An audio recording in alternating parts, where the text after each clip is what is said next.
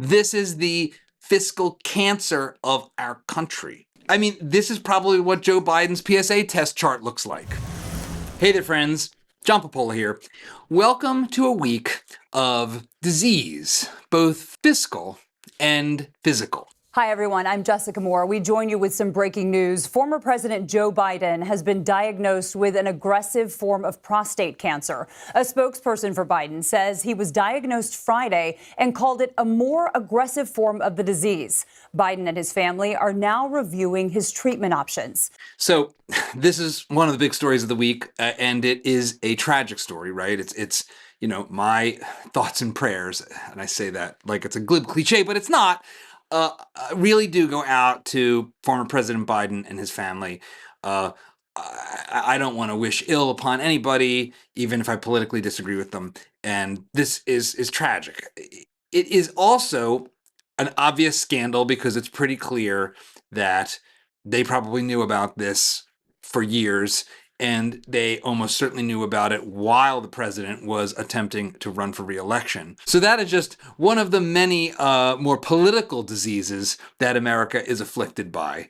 But among those, I think none represents quite the catastrophe of our fiscal situation. The United States has failed its fiscal PSA test, if you will.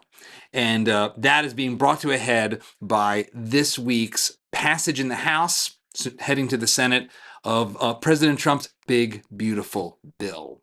President Trump writes, "The one big, beautiful bill has passed the House of Representatives. This is arguably the most significant piece of legislation that will ever be signed in the history of our country." I think that might be overstating things a little bit, but that's okay. He's one for hyperbole. The bill includes massive tax cuts, no tax on tips, no tax on overtime, tax deductions when you purchase an American vehicle, along with strong border security measures, pay raises for ICE and Border Patrol agents, funding for the Golden Dome, Trump, all caps, savings accounts for newborn babies, and much more. So what are we to make of this? And why should we pay any attention to it all? Well, there's a clip from the All In podcast that I think captures what's going on here pretty well. And I want to start with that before pulling in some charts and graphs. So you are warned that the charts and graphs are coming. You should feel shame that your elected officials are proposing that this is the bill that gets passed, that we vaporize this much money, that we put ourselves this much further in debt, that we do not treat the situation as the fiscal emergency that it is. The bill ultimately yields no real change in the annual deficit. The annual deficit could climb to $2.5 trillion being added to the federal debt load every single year going forward. In fact, if you look at the Treasury yields, the 30-year is now kissing 5%. So the United States has called $37 trillion of debt. At 5%, we're paying close to $2 trillion a year just in interest on our debt as this debt gets refinanced. The interest rates are going up because the probability that the U.S. will default on its debt payments, which is what you're buying when you buy U.S. treasuries, you're getting the U.S. government to pay you some number of dollars with interest over time. And the market is now demanding that that interest rate be as high as 5% because of this fiscal situation that the United States finds itself in. We are now burning an additional $2.5 trillion a year, adding to our debt load.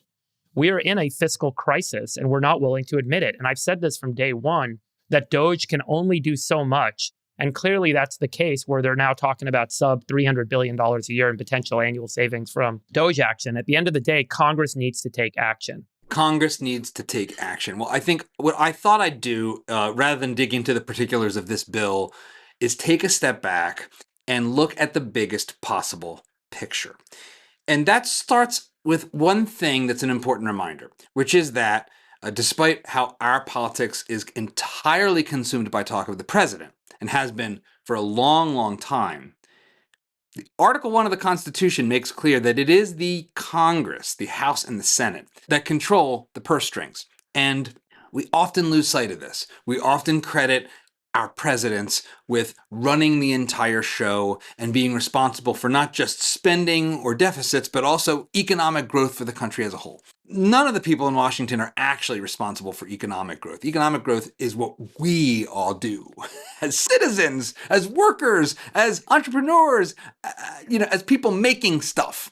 But when it comes to what happens in DC and what happens with deficits and the very rare and occasional surplus, that is mostly a function of Congress. And so I want to take a look at that and what has happened, because we aren't heading in a great direction so far. But let's just take a look at the cold, hard data.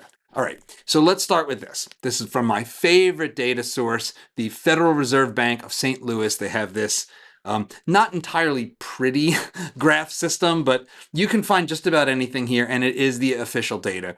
So this right here is the total public debt, the debt that the federal government has racked up and must be paid by our children, grandchildren, and grandchildren's children. And as you can see, it has just steadily grown. When you go farther back, it looks relatively flat, and in fact it was. But it has just accelerated with a couple key points worth talking about. One is right around here, you see the curve starts to flatten in the late 90s. That's the brief surplus that we'll look at a little closer. When Newt Gingrich was running the Congress and Bill Clinton was saying the era of big government is over. Those are the halcyon days of the late 90s, or as I like to call it, the peak of Western civilization as a Gen Xer. Then we've got a couple bomb movements. One is obviously right here, this change point. That is the financial crisis of 2008. That changed a lot of our lives. That was in some ways the first really, really significant break in the world order of our lifetimes. And it radically accelerated debt. And then it just kind of kept going up. So the trend kind of sucked from there. But the next one is 2020 and the COVID / PPP bailouts, multi-trillion-dollar money printing inflationary disaster that came next. But again, if you notice, after the COVID's over and we're in 2023 and then 2024, the trend accelerated yet again. So what is going on there? Well, let's take a look below the surface. That is the debt, right? That is the stock of total debt owed. That's you take all your credit cards and your mortgage and your car loan, add up the balances if you had to pay them off. And that's what Uncle Sam, which is to say all of us, owe. Outsiders and each other. So how does that happen? Well, that happens by running a deficit, which is different than the debt. The deficit, of course, is the balance between tax receipts, money that Uncle Sam takes in, and money spent, how much Uncle Sam sends out. And that graph is also a complete frigging disaster, but it offers even more of a window into what's been going on. I want to break this into two parts. So first, I am going to set our little clock here to 1970. Because it's hard to even see what was happening there because of how much more horrible it gets. So as you can see, this graph goes all the way back to 1901.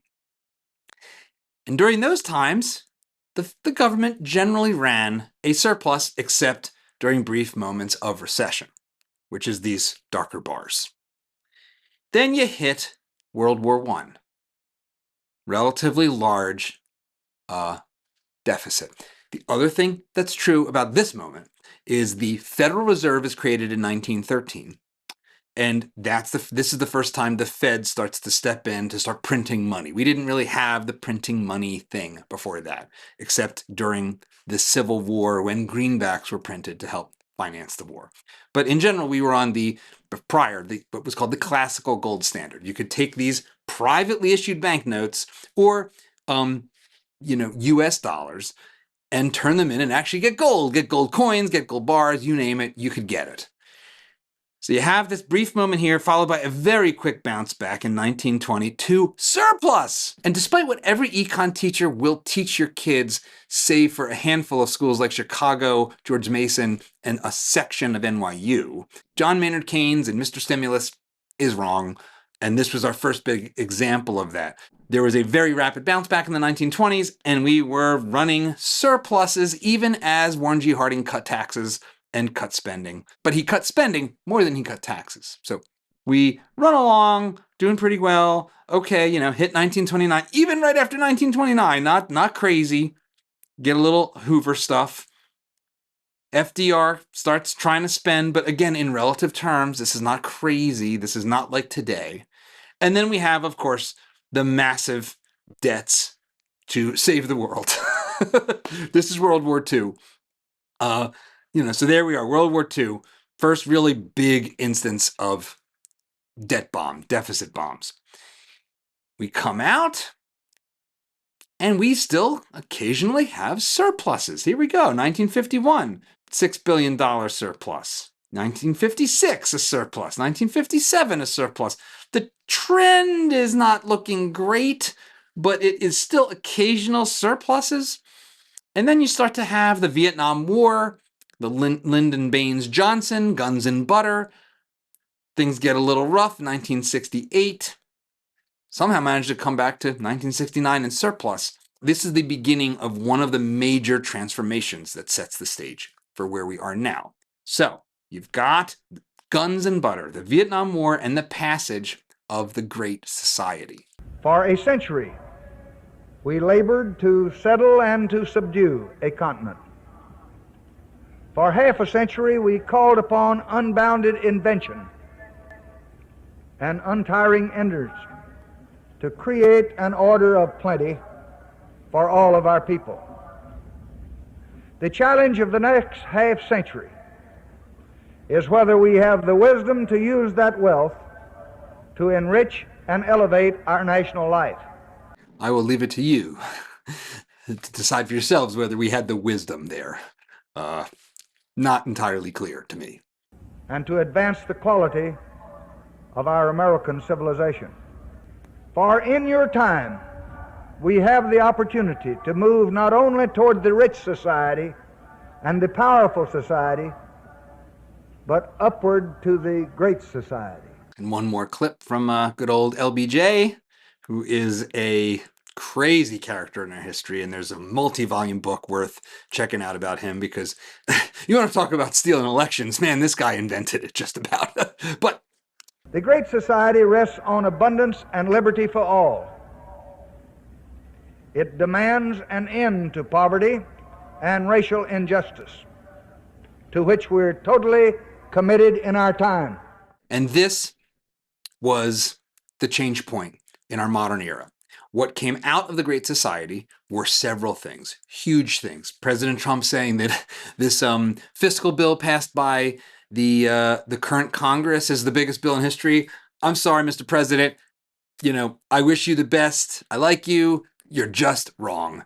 Any one of the bills that was passed by LBJ during the Great Society is far more consequential to the path of the United States than this current bill. The creation of Medicare and Medicaid, the Civil Rights Act, the creation of the modern welfare state as we know it happens here. It happens with LBJ. But even then, we were of a different time. We were a different people. And so LBJ was very adamant that this was not meant to be a dole, to be a permanent source of income for people. In fact, he wrote, "This is not in any sense a cynical proposal to exploit the poor with a promise of a handout or a dole. We know, we learned long ago, that answer is no answer." This is the before times mindset. This is the Protestant work ethic. This is the proud people of Appalachia. This is the intact Black family in America, all of whom, unfortunately, got damaged as much, and perhaps in some cases more, than they got helped, in my opinion, and I think as a matter of the data, by the Great Society. But the Great Society sets the wheels in motion that we are starting to see come off the bus. So what do I mean by that? Well, let's come back to this federal surplus and deficit and expand our graph here a little bit.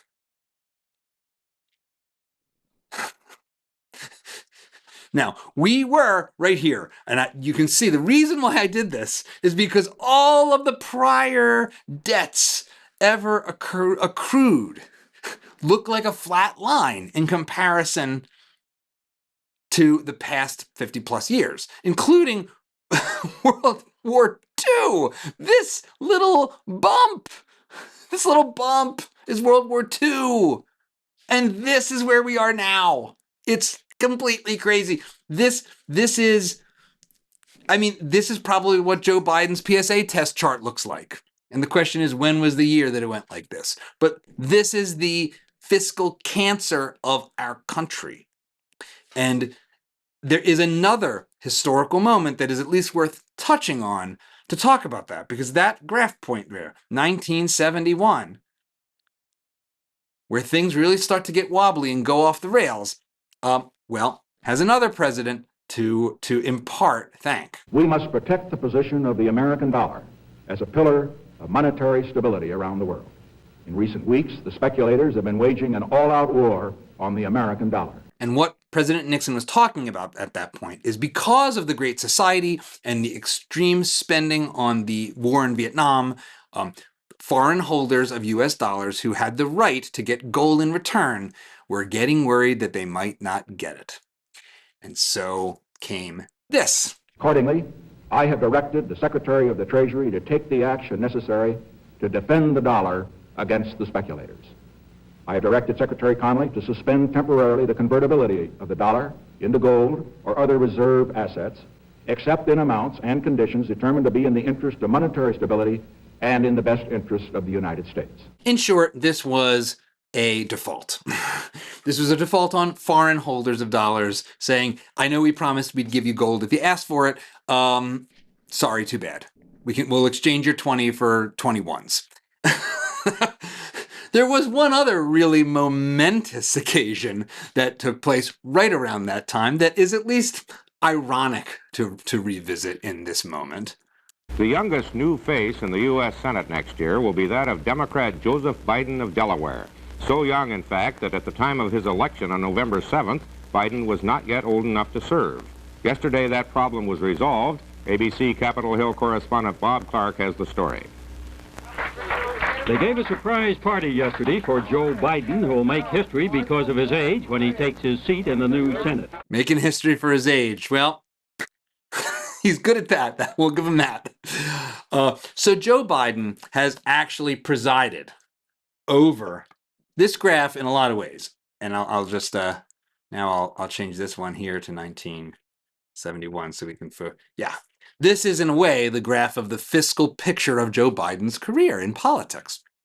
It is not all his fault, but he sure didn't help if you look at the post-2020 part. So this is annual deficits. And as you can see, they are a disaster. You have a brief moment in the year 2000, 98, 99, 2000, where there is a surplus now. There's actually some elements of that are a little obscured in this graph, but that is the moment of what appears to be, at least in the short run, the fiscally optimal situation, which is to say, a Democratic president and a Republican Congress. Why is that? Why does that seem to kind of sort of work if what you care about is debt and deficits? Well, because Republicans are on paper and verbally, rhetorically, fiscally conservative. And they really want to be fiscally conservative when there's a Democrat in the White House.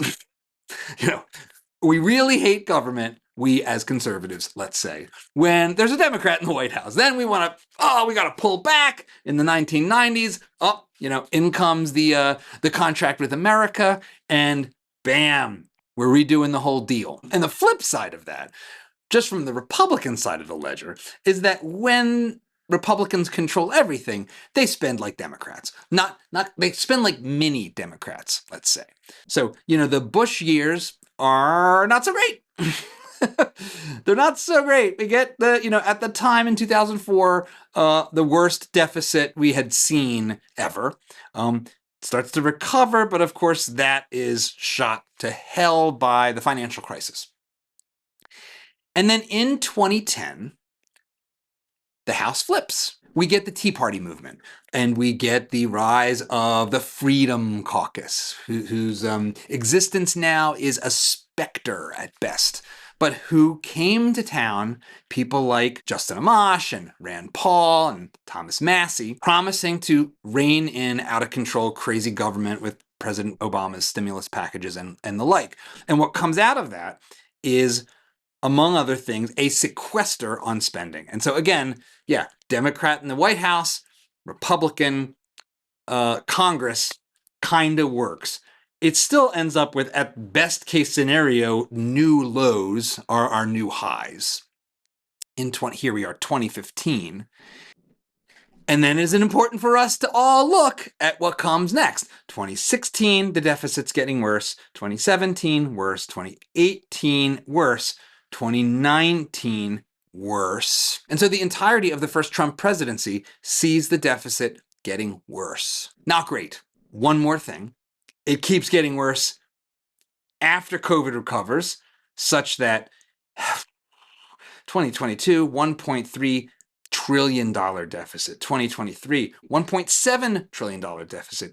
2024, $1.8 trillion deficit. Completely crazy. These are the wheels coming off of the Great Society bus. That's what they are. This is being driven almost entirely by the welfare state. So how else should we think about this? And what are the other perspectives? Let's hear from, still freedom-aligned, Freedom Caucus style friend Rand Paul. The House bill is going to add about $4 trillion to the debt ceiling. The Senate bill adds $5 trillion.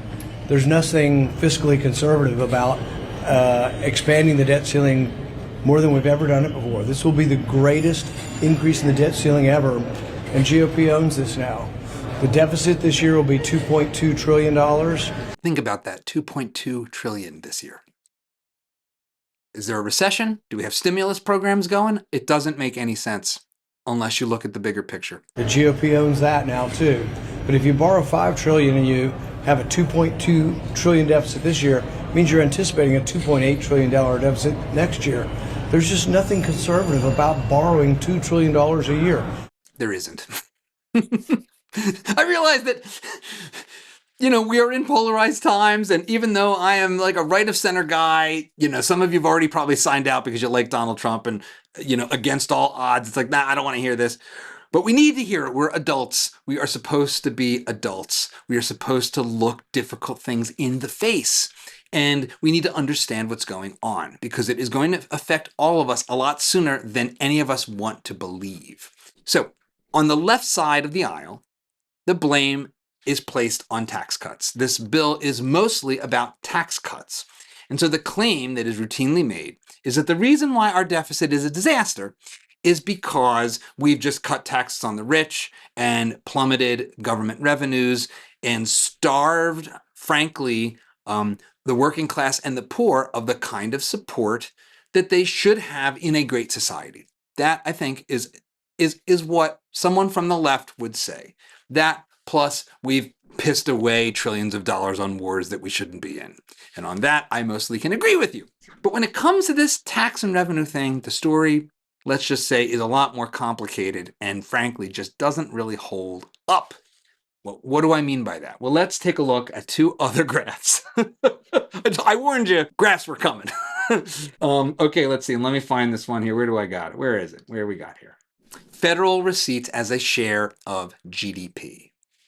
What does this mean? One way to look at what GDP is, there's another term for it functionally, and that is national income, the total amount of money earned every year in the economy. Frankly, the income that changes hands. That's all taxable in one way or another. And so the question is, have there been big important changes in the amount of money that Uncle Sam extracts from all of us per year as a share of how much he could? And when you look at this graph, you have to ask yourself, where are the tax cuts? Because Back in the 1950s, let's say like 1952, revenue as a share of GDP was 18%. So Uncle Sam was taking an 18% bite out of the economy for himself. The top tax rate on the rich was 90%. 90. In the 1960s, JFK, who today would be a conservative Republican, by the way, cut that tax rate, I believe, down to 70% or so. And actually, the difference in income was pretty modest, around 16%.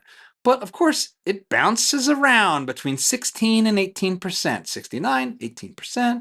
Oh, we're coming up on the 80s. Here it is. Ronald Reagan, Margaret Thatcher, crazy tax cut time. And they were crazy tax cuts. They were very, very dramatic. And in the immediate aftermath of not just the tax cuts, but the Fed slamming the brakes on printing money like crazy and putting an end to the 1970s inflation, we get a brief recession in 1982. Brief, deep, but with a quick recovery. And basically, as you can see, the revenue as a share of GDP doesn't change. Marginal tax rates at the top end go from being over 70% to under 30%. And the reason this hasn't changed, the reason it is remarkably stable, let's jump to the present. Here we are, 2015, it's 17%. Here's 2017, the passage of the Trump tax cuts, the Tax Cuts and Jobs Act, 2017, 16%. Then it doesn't really change that much. And then in 2021, it goes to 17, then 18 in 2022. There's no trend here. The reason is people change when faced with changes in tax rates. So when they were 90%, people restructured their income so they didn't have to pay. Nobody's going to work for 10 cents on the dollar. And people didn't do that. But more importantly, the government has never been starved for revenue, not in the modern era. It's just false. Anytime you hear somebody saying the reason why our deficit is now suddenly exploding, A, it's not now. It's been exploding for a while. And B, if they're saying it's because of tax cuts, they're just factually incorrect. Where am I going with this? Am I boring you yet? I probably am. It's too bad you gotta eat your spinach. And just to put it in other terms, this is not taking into account GDP. This is just total government tax receipts. So as you can see, tax receipts are very near an all-time high. This is on a quarterly basis. But as you can see, it's like, oh, we had a little drop down here, but they're at an all-time high in nominal terms, in dollar terms. The beast has not been starved. That's false. Why does this matter? Why should I care about this? We can still borrow, right? That's actually the fundamental reason why nothing will change in the short run. That's the real story. That's the story that nobody talks about, or very, very few. It is a concept that we have called exorbitant privilege, which is to say a privilege with a very high cost. And that exorbitant privilege is that we issue the world's most popular currency, the US dollar, and we issue the world's favorite safe asset, the US Treasury. And so long as people both in the US and around the world trust that they will get their money back, our politicians will continue to borrow and borrow and borrow until they can't borrow no more. And there's some early signs that the end is near. This last graph, my dear friends, is a chart of 30-year Treasury yields. How much interest Uncle Sam has to promise people in order for them to buy one of his 30-year bonds. And as you can see, over the past 45 years, until recently, yields on bonds have been going down. You know, if you look back to those low interest rate times of the housing boom, the 5-year yield was 4.5%. I'm sorry, the 30-year yield was 4.5%. When there is a recession, yields tend to go down because people run in and buy treasuries because they're afraid. So demand goes up, yield goes down. Oh, I don't care if the yield is low. I want to protect my money. And so interest rates go down during times of recession or when the Fed is printing money and trying to push yields down. But since the trough of the lockdowns of 2020, yields have been going up and staying up. They aren't at all-time highs like in the aftermath of the Great Inflation, which was what was driving yields through the roof in the 1980s. But they seem to have changed in a way that might persist and might get worse. And if it gets worse, we are in for a lot of pain. We are in for a lot of pain regardless, because something that can't go on forever won't. And the way the Congress, the way our dear leaders act is as if the way to address this is to just see how far we can go. That's the problem we face. All of these graphs really are a kind of, frankly, moral decline. And I came across this framework that frankly is a little chilling. So I almost hate to end here, but I can't help it because it is, well, it might be the cold water we need to jump in so we can get shocked out of where it takes us. And that is this historian, this English historian named Sir John Bagehot Glubb. And he wrote a brief monograph about the 7 stages of empire. So what are we talking about here?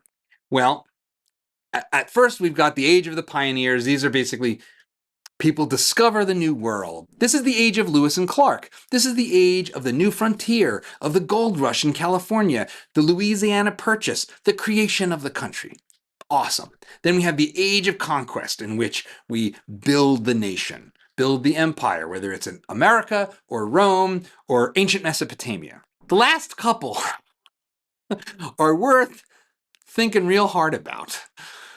What are they? So let's start with the age of intellect. The age of intellect sounds pretty familiar. This is when endowments get poured into universities.